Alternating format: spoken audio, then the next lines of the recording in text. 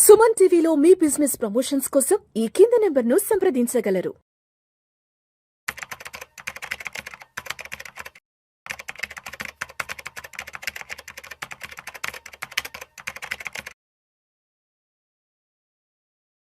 నమస్తే హర్ష.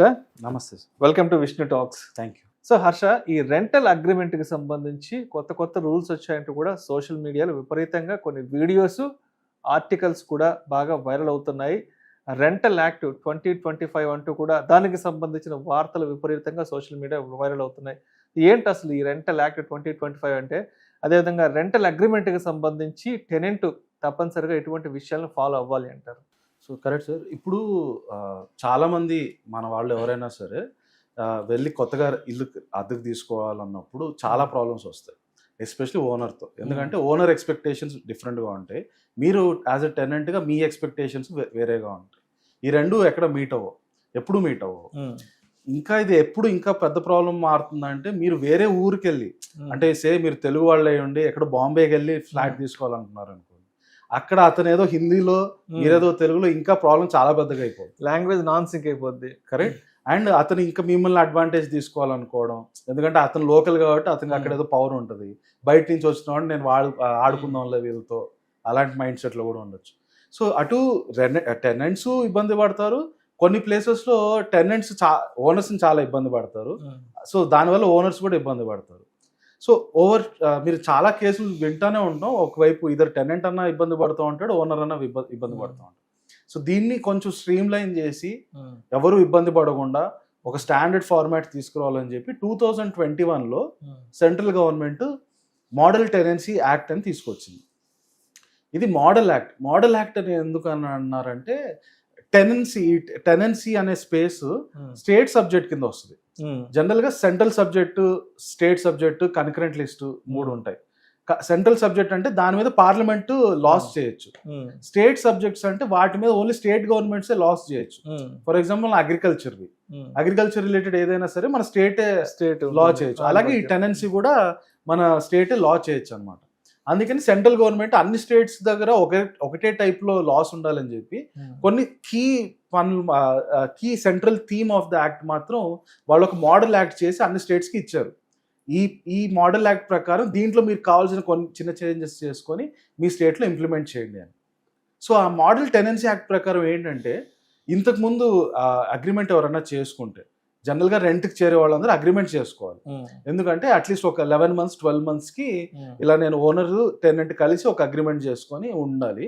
లేకపోతే any time owner వచ్చి అసలు నాకు డబ్బులు వేయలేదు, నువ్వు ఎవరు నా ఇంట్లో దొంగతనంగా వచ్చావంటే టెనెంట్ చేసేదేం లేదు, రైట్? సో అందువల్ల ఒక అగ్రిమెంట్ అనేది కంపల్సరీ, చాలా మంది చేస్తూ ఉంటారు. అయితే ఈ అగ్రిమెంట్లో వచ్చే ప్రాబ్లమ్స్ ఏంటి? కొంతమంది ఉంటారు వాళ్ళు ఏంటంటే 6 months డిపాజిట్ కట్టాలంటారు. అంటే మీరు ఒక 30,000 రెంట్కి ఇల్లు తీసుకుంటే ఆల్మోస్ట్ 2 లక్షలు డిపాజిట్ కట్టాలి. చాలా మంది వాళ్ళకి అలాంటి స్తోమత ఉండకపోవచ్చు, వాళ్ళు ఇప్పుడే జాబ్ చేరు ఉంటాడు, 30,000 జీతం వస్తూ ఉంటుంది, 50,000 జీతం వస్తూ ఉంటుంది, రైట్? ఒక 15,000కి ఇల్లు తీసుకుందాం అంటే 6 months అంటే ఆల్మోస్ట్ 1 lakh అతను డిపాజిటే కట్టాలి. మరి బెంగళూరు లాంటి సిటీస్ లో మరి విపరీతం, చాలా విపరీతం. 6 months 7 months 9 months 10 months కూడా వెళ్తారు. 5 లక్షలు 6 లక్షలు 7 లక్షలు అక్కడ అడ్వాన్స్ కట్టాలంట. అలా అసలు అంత డిపాజిట్ మీద వడ్డీలు ఎంత పోగొట్టుకుంటారు మీరు, రైట్? ఓనర్కి ఎంత వడ్డీలు వస్తాయి, సో అండ్ ఇలాంటివి చాలా ఇష్యూస్ వస్తాయి. సో ఇంతకుముందు సింపుల్ అగ్రిమెంట్ ఓనర్ టెనెంట్ కలిపి ఒక అగ్రిమెంట్ చేసేసుకునేవాళ్ళు ఒక స్టాంప్ పేపర్ మీద, ఇదే అగ్రిమెంట్ అని చెప్పి అందరూ ఫాలో అయ్యేవాళ్ళు. ఏమైనా ప్రాబ్లం వస్తే ఈ అగ్రిమెంట్ తీసుకెళ్లి పోలీస్ స్టేషన్కి వెళ్ళేవాళ్ళు, బాబు ఇలా అగ్రిమెంట్ చేసుకునే వాళ్ళు దీని మీద వాళ్ళు ఈ తప్పుదం చేశారు, అగ్రిమెంట్ని ఇలా వైలేట్ చేశారంటే అప్పుడు పోలీస్ కేసు రిజిస్టర్ చేయడం ఏదో చేసేవాళ్ళు. అయితే ఇప్పటి నుంచి గవర్నమెంట్ ఏమంటుందంటే, మీరు చేసుకునే అగ్రిమెంట్ ఖచ్చితంగా గవర్నమెంట్ దగ్గర రిజిస్టర్ చేసుకోవాలి. దానికి ఒక రిజిస్ట్రేషన్ నంబర్ ఇస్తారు, సో దట్ అది డేటాబేస్లో ఉంటుంది. ఎనీ టైం ఆ రిజిస్ట్రేషన్ నెంబర్ కొట్టినప్పుడు గవర్నమెంట్ డేటాబేస్లో ఇమీడియట్గా మీ అగ్రిమెంట్ గవర్నమెంట్ దగ్గరకు వచ్చేస్తుంది. ఇది ఫస్ట్ థింగ్. పాతకాలంలో సింపుల్గా మీరు అగ్రిమెంట్ చేసుకోవచ్చు, ఇప్పుడు ఆ అగ్రిమెంట్ ఖచ్చితంగా గవర్నమెంట్ దగ్గర రిజిస్టర్ అవ్వాలి. రెండోది ఏంటంటే, ఇంతకుముందు అగ్రిమెంట్ ఒక స్టాంప్ పేపర్ మీద చేసేవాళ్ళు. స్టాంప్ పేపర్లో మనందరికి తెలిసిందే చాలా అవకతవకలు జరుగుతూ ఉంటాయి. అదో కలర్ జిరాక్స్ అంటే అది ఎవరికి తెలియదు నిజం స్టాంప్ పేపర్ కలర్ జిరాక్స్ అని. సో దేనికోసం అని చెప్పి డిజిటల్ స్టాంపింగ్ తీసుకొచ్చారు. కంపల్సరీగా మీరు చేసుకునే అగ్రిమెంట్ మీద డిజిటల్గా గవర్నమెంటే స్టాంపింగ్ చేసి ఇస్తుంది. అది సెకండ్ మోస్ట్ ఇంపార్టెంట్.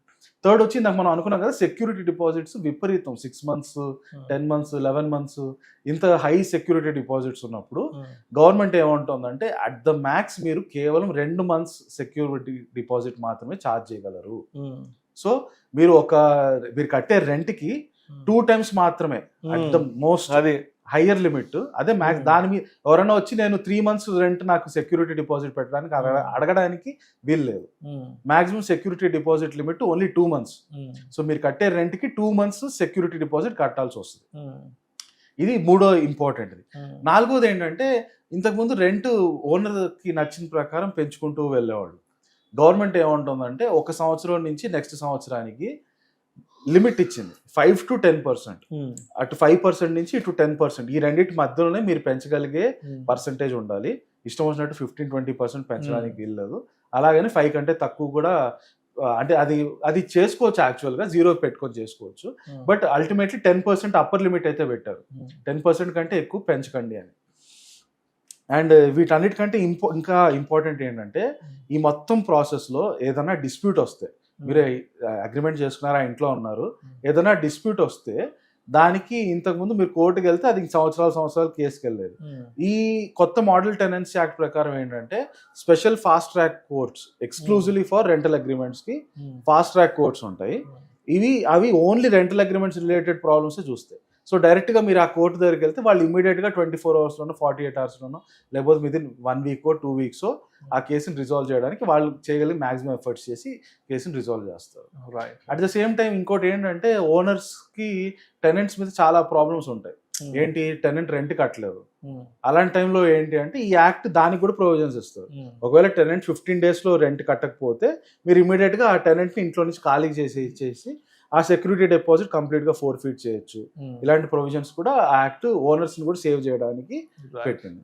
సో మొత్తానికి ఒక ఇంట్లోకి జాయిన్ అయ్యేటప్పుడు తప్పనిసరిగా టెనెంట్గా తెలుసుకోవాల్సిన అగ్రిమెంట్కి సంబంధించిన విషయాలు తప్పనిసరిగా అన్నిటి మీద అవగాహన కలిగి ఉండాలి. అదేవిధంగా ఓనర్ వైపు నుంచి కూడా గవర్నమెంట్ వైపు నుంచి ఎటువంటి పాలసీస్ ఉన్నాయి అనేది కూడా తప్పనిసరిగా ఓనర్ వైపు నుంచి కూడా ఫాలో అవ్వాలంటారు.